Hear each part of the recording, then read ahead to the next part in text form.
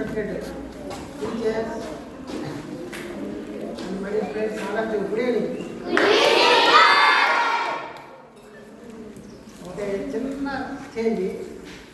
ఉప్పు కప్పు రంగు ఒక్క పోలికలు చూడకూడదు గాఢమే. తెలుగు పంతులందు అందరూ వేరేగా ఒక మన మహేష్ గారు చాలా వేరేగా.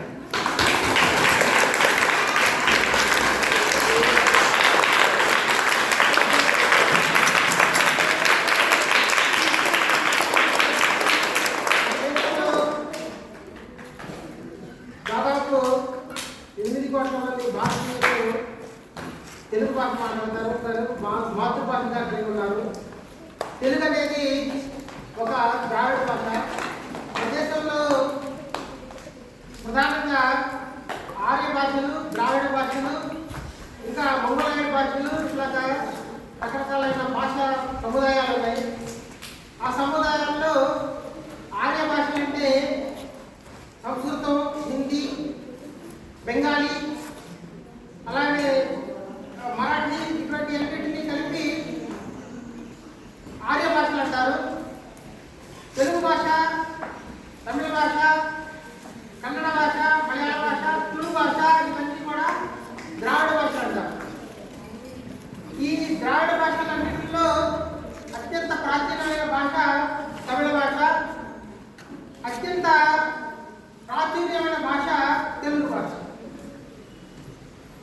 ఈ తెలుగు భాష అనేది ఇది మధ్య ద్రావిడ భాష కింద లెక్క వస్తుంది. ఇది దాదాపు 8 కోట్ల కన్నా ఎక్కువ మంది వివిధ ప్రదేశాల్లో, వివిధ ప్రాంతాల్లో తన మాతృభాషగా కలిగి ఉన్నారు.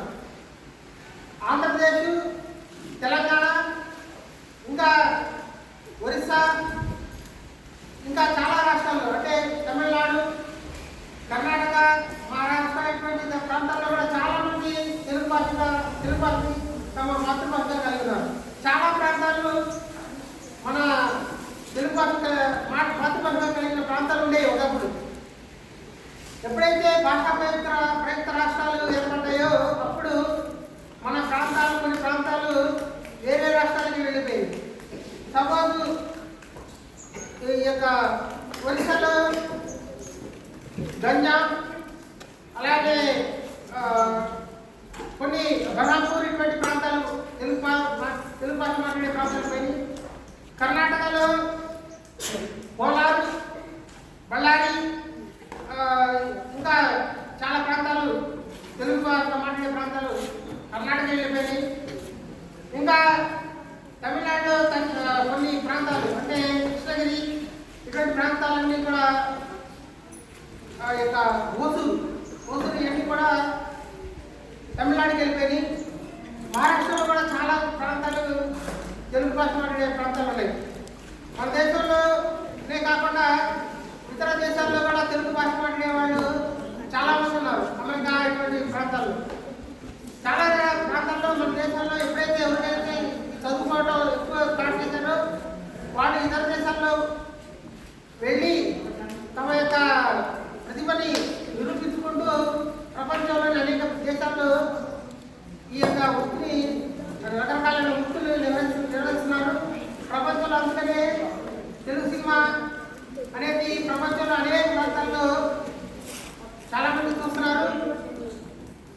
ఇక మీడియా వల్ల చాలా విస్తృతంగా ఇది అభివృద్ధి పొందుతుంది. ఒకప్పుడు భారతదేశంలో 2వ భాషగా ఉండేది, హిందీ తర్వాత 2వ భాషగా ఉండేది. అయితే బెంగాలీ అనేది ఇప్పుడు 2వ భాషగా ఉంది, తర్వాత మరాఠీ అనేది 3వ భాషగా ఉంది, తర్వాత 4వ భాషగా తెలుగు ఉంది. ఇది యాక్చువల్గా కేవలం మన ప్రాంతాలు తగ్గిపోవడం వల్ల ఆ ప్రాంతాల్లో ఉండే వ్యక్తులు తమ మాతృభాష వేరే భాషను చెప్పడం వల్ల జరిగిందే కానీ వాస్తవంగా అయితే మాట్లాడే వాళ్ళ యొక్క సంఖ్య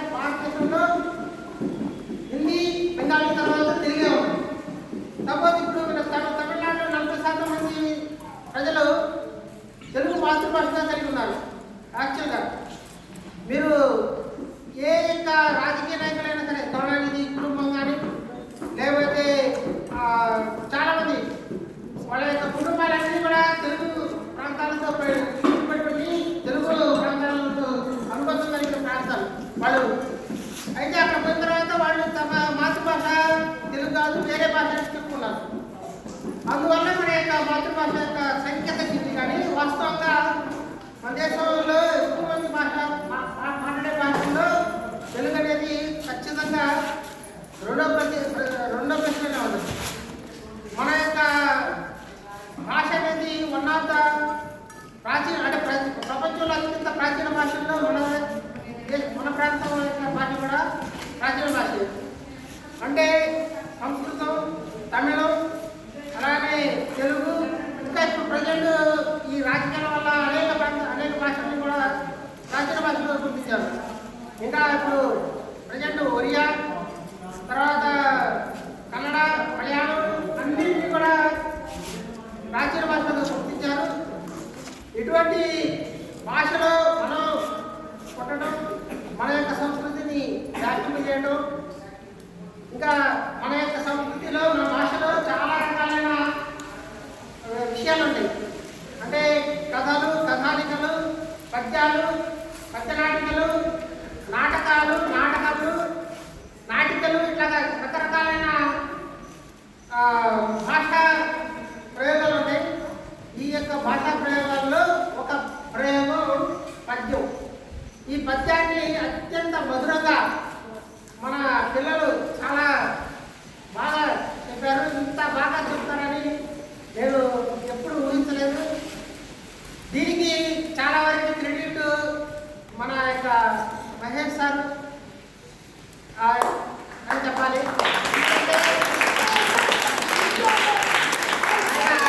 మాట్లాడేటప్పుడు నాకు ఎందుకు నవ్వుతుందంటే ఆయన మాట్లాడేటప్పుడు ఒక పద్యం చేస్తాడు, అలాగే చుట్టూ ఉన్న వాళ్ళని ఒక ఇన్స్పైరింగ్ చేస్తాడు. జనరల్గా ఆ యొక్క వినే వాళ్ళకి ఒక రకమైన ఉత్సాహం వస్తుంది. దానికి కారణం మహేష్. ఓకే, చాలా ఆనందకరమైన విషయం. ఎటువంటి పక్షపాతం లేకుండా జడ్జిలు వాళ్ళ యొక్క జడ్జిమెంట్ ఇస్తారు. మీకు 2 సందర్భాల్లో మీకు ప్రైజెస్ ఇస్తాం. ఒక సందర్భంలో ఇండిపెండెన్స్ డే ఆగస్టు 15వ తారీఖున మీకు ఈ ప్రైజెస్ని ఇస్తాము. ఇప్పుడు తెలుగు జరిగింది, తర్వాత నెక్స్ట్ ఇంగ్లీష్ జరిగింది, తర్వాత హిందీ జరిగింది, తర్వాత సైన్స్, మ్యాథ్స్, సోషల్, ఇట్లాగా సందర్భాన్ని బట్టి మనం ఈ పోటీలు పెడతాం. పోటీలు పెట్టిన తర్వాత ఈ పోటీల్లో 1, 2, 3 ఇది కాక ఇంకోటి కన్సలేషన్ ప్రైజ్ కూడా ఇస్తాం. 6th క్లాస్ వాళ్ళకి ఖచ్చితంగా 2 ప్రైజ్లు, 7th క్లాస్ వాళ్ళకి 2 ప్రైజ్లు, అంటే వాళ్ళ యొక్క క్యాటగిరీని బట్టి.